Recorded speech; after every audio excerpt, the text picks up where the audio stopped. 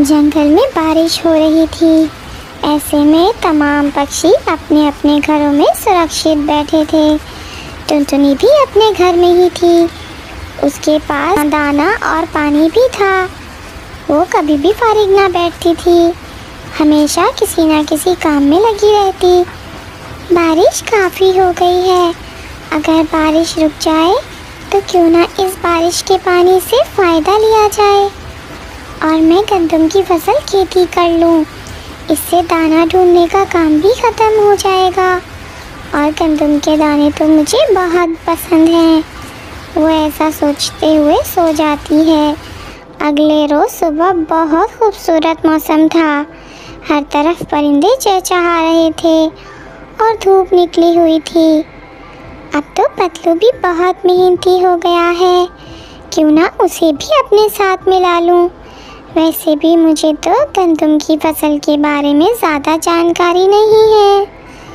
और वो ऐसे सोचते हुए पतलू की तरफ जाती है। ओह टुनटुनी, बारिश तो बहुत अच्छी हो गई। ज़रूरत भी थी बारिश की, हर तरफ सूखा हो गया था। हाँ हाँ पतलू भैया, अब बारिश जंगल की रौनक को दुबारा कर देगी और जंगल की रौनकें दोबारा लौट आएंगी। पतलू भैया, मैं बैठी हुई थी कि एक आइडिया है मेरे दिमाग में, मैं इसलिए आई हूँ तुम्हारी तरफ। हाँ हाँ टुनटुनी, बताओ। मैंने सोचा कि इस बारिश के पानी से कुछ फ़ायदा लें। क्यों ना हम पास में ही जो बारिश का पानी जमा है उसमें गंदम की फसल खेती कर लें। टुनटुनी, बात तो तुम्हारी ठीक है। गंदम के दाने खाए हुए मुझे भी बहुत दिन हो गए हैं। पहले तो मैं जब दिल करता था इंसानों की आबादी में चला जाता था, लेकिन अब डर लगता है बहुत। इंसान बहुत जालिम हो गए हैं, हर किसी के पास बंदूक होती है। हम ऐसा ही करते हैं, अपने खुद से गंदम उगा लेते हैं। लेकिन पतलू भैया, एक मसला है, मेरे पास गंदम के बीज नहीं हैं। तुम चिंता ना करो, ये कौन सी बड़ी बात है। पास वाले जंगल में मेरे रिश्तेदार रहते हैं, मुझे पूरा यकीन है हमें वहाँ से कुछ गंदम के दाने मिल जाएंगे जिन्हें हम बोलेंगे। फिर चलो, तो फिर यहाँ हम चलते हैं, मैं भी फारिग ही थी। चलो चलो, मुझे भी कोई काम नहीं है। और वो पास वाले जंगल की तरफ चल देते हैं। आओ पतलू, कैसे आना हुआ, सब ठीक है ना। और ऐसे कालू कौवा उनको वेलकम करता है। हाँ हाँ, सब ठीक है। वो असल में बात ही ये है कि मैंने और टुनटुनी ने प्लान बनाया है गंदम की फसल बोने का। बहुत अच्छी बारिश भी हो गई है, अब तो पानी भी मिल जाएगा और मौसम भी ठीक है गंदम की फसल के लिए। लेकिन एक मसला है कि हमारे पास गंदम के बीज नहीं हैं। अगर आप हमें चंद दाने गंदम के दे दो तो एहसान होगा आपका। इसमें एहसान वाली क्या बात है, ये तो कारोबारी बात है। आप मुझसे गंदम के बीज ले लो, लेकिन जब तुम्हारी फसल तैयार हो जाए तो मुझे गंदम वापस करना होगी। हाँ ये ठीक है, मुझे तो कोई एतराज़ नहीं है, लेकिन टुनटुनी से भी पूछ लो। नहीं नहीं पतलू भैया, मुझे भी कोई एतराज़ नहीं है। आप बड़े हो, जो फैसला आप करोगे मुझे मन से कबूल होगा। तो फिर तुम यहीं बैठो और मैं गंदम के चंद दाने अभी तुम्हें ला देता हूँ। और कालू कौवा गंदम के बीज लेने चला जाता है। ये लो गंदम के दाने, लेकिन कटाई के वक्त मुझे भूल ना जाना। मेरी बात फिर से सुन लो, मैंने अपने गंदम के दाने वापस ले लेने हैं। कालू भैया, मैं वादा करती हूँ, हम आपके गंदम ज़रूर वापस कर देंगे। और फिर ऐसे पतलू और टुनटुनी गंदम के बीज लेकर वापस हो लेते हैं। ये जगह ठीक है पतलू भैया, हम यहाँ ही गंदम बो देते हैं। और फिर वो दोनों बारिश के जमा पानी में गंदम के बीज बो देते हैं। अब चले पतलू भैया, अब हमारा काम तो ख़त्म हो गया, अब कुछ दिन बाद आकर एक बार फिर देख जाएंगे। हाँ टुनटुनी बहन, चलो अब चलते हैं, वैसे भी मैं बहुत थक गया हूँ। और वो दोनों अपने अपने घरों को लौट जाते हैं। ऐसे ही कुछ दिन और रात गुजरते हैं। फिर एक दिन टुनटुनी कौवे के पास आती है। पतलू भैया, अब तो काफ़ी दिनों से बारिश भी नहीं हुई, चलो हम जाकर अपनी फसल देख लें। ये ना हो कि पानी सूख गया हो। हाँ, मैं भी तुम्हारी तरफ आने ही वाला था। अगर पानी सूख जाए तो गंदम की फसल बर्बाद हो जाती है। और फिर वो दोनों अपनी गंदम की फसल देखने चले जाते हैं। वही हुआ जिसका मुझे डर था, बारिश का पानी सूख गया है। गंदम के पौधे भी सूख जाते हैं। अगर इनमें पानी ना जाए तो अब क्या करना होगा? ये तो बहुत परेशानी बन गई है। लेकिन तुम हौसला रखो, तुम अपने घर जाओ और मैं पूरब वाले सागर की तरफ जाती हूँ और बादलों से पूछ कर आती हूँ कि वो कब तक इधर आएंगे और फिर से बारिश बरसाएंगे।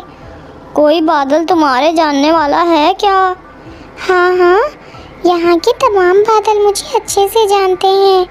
और फिर टुनटुनी बादलों की तरफ और पतलू अपने घर की तरफ चला जाता है। टुनटुनी होशियारपुर में सागर के पास पहुँच जाती है। सुनिए छोटे बादल, मुझे इस बड़े बादल से मिलना है जिसका रंग बिल्कुल काला है और वो पहाड़ों वाले जंगल में बारिश बरसाने भी जाया करता है। हाँ, चिड़िया थोड़ा सा आगे, वो अभी अभी यहाँ से पानी पी कर गया है। आपका बहुत शुक्रिया। और टुनटुनी जैसे ही थोड़ा सा आगे जाती है उसे वो बादल मिल जाता है। टुनटुनी हो ना तुम? पहाड़ों वाले जंगल से आई हो, मैं जानता हूँ तुम्हें। आपका बहुत शुक्रिया जो आपने मुझ छोटी चिड़िया की पहचान की। बताओ कैसे आना हुआ? बादल भैया, मैंने गंदम की फसल बोई थी अपने घर के पास ही। वो जब आप उस दफ़ा बारिश बरसा कर आए थे ना। हम बरसते ही इसलिए हैं कि दूसरे हमसे फ़ायदा उठा सकें। लेकिन अब पानी सूख गया है मेरी फसल का। मुझे इच्छा है कि आप मेरे साथ चलें और बारिश बरसा दें। टुनटुनी, तुम बिल्कुल ठीक समय पर आई हो, वरना मैं तो जी भरकर पानी पीकर पत्थर वाले जंगल की तरफ जाने वाला था। चलो अब मैं तुम्हारे साथ ही चलता हूँ। आपका बहुत शुक्रिया। और फिर टुनटुनी और बादल पहाड़ों वाले जंगल की तरफ चल देते हैं। वो गंदम की फसल के पास पहुंच जाते हैं। पतलू भी बादल को देखकर बहुत खुश होता है। फिर बादल बरसते हैं और जल्दी उनकी गंदम की फसल में पानी ही पानी हो जाता है। टुनटुनी बादल को शुक्रिया बोलती है और फिर बादल चला जाता है। टुनटुनी, अब तो मज़ा आ जाएगा। अब कुछ ही दिनों में हमारी गंदम तैयार हो जाएगी। आपने बहुत बड़ा काम किया है। आप बेशक अब ना आना, मैं देख लूँगा। और जैसे ही फसल तैयार होगी मैं तुम्हें बता दूँगा। ठीक है पतलू भैया, अब हम चलते हैं, मैं बहुत थक गई हूँ। ऐसे ही कुछ दिन और गुजर जाते हैं। फसल तैयार हो चुकी थी। फसल तैयार हो चुकी है, अब मुझे टुनटुनी को बताना चाहिए। और फिर पतलू टुनटुनी के पास जाता है और उसे बताता है कि फसल पक गई है। तो फिर कब कटाई करना होगी हमें? आज ही। तुम जाओ और फसल की कटाई शुरू करो और मैं दूसरे जंगल से काले कौवे को भी बुला लेता हूँ। उसका बीज भी तो वापस करना है ना। हाँ पतलू भैया, ये ठीक है। हाँ पतलू भैया, ये ठीक है, मैं जाती हूँ। और तुम कालू को भी बुला लाओ और उसका भी हिसाब यहीं कर देंगे। और फिर वो ऐसा ही करते हैं। लगता है फसल पक गई है हमारी गंदम की। जी कालू कौवे, पक गई फसल और आज कटाई करना है, इसलिए आपको बताने आया हूँ। आप चले मेरे साथ। चलो भाई पतलू। और वो वहाँ से चले जाते हैं। वाह टुनटुनी, तुमने तो गंदम काट भी दिए। लाओ अब मुझे दे दो गंदम। और टुनटुनी जितने दाने गंदम के बीज के लिए थे उससे कुछ ज़्यादा ही उसे दे देती है। क्या मैं कोई भीख मांगने आया हूँ तुमसे? याद करो मैंने क्या कहा था। मैं अपने गंदम वापस ले लूँगा और ये सब गंदम भी तो मेरे ही बीज से बने हैं ना, इसलिए ये सब गंदम मेरे हैं। तुम अपनी मजदूरी लो और चलते बनो यहाँ से। ये सुनकर टुनटुनी और पतलू कालू कौवे का मुंह देखने लगते हैं। ये कहाँ का इंसाफ है? हमने इतनी मेहनत की है, आप अपना बीज वापस लें, बाकी के गंदम तो हमारे हैं। ऐसा कभी नहीं होगा, मेरी बात हुई है तुमसे। तुम बुला लो अपने जंगल के पक्षी, मैं उन्हें बात सुना देता हूँ। जो वो फैसला करेंगे मुझे कबूल होगा। पतलू भैया, हम इसकी बात समझ ही नहीं पाए थे। अब बात को बढ़ाने से बेहतर है कि जो ये देता है वो ही ले लेते हैं।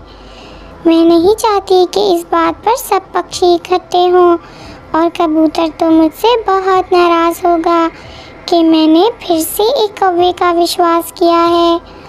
और पतलू भी टुनटुनी की बात मान लेता है और फिर ऐसे टुनटुनी को और पतलू को जो भी मिलता है सब्र करके अपने अपने घरों को चले जाते हैं। हमें चाहिए कि जब भी किसी से कोई लेन देन करें तो अच्छे से सोच समझ कर करें।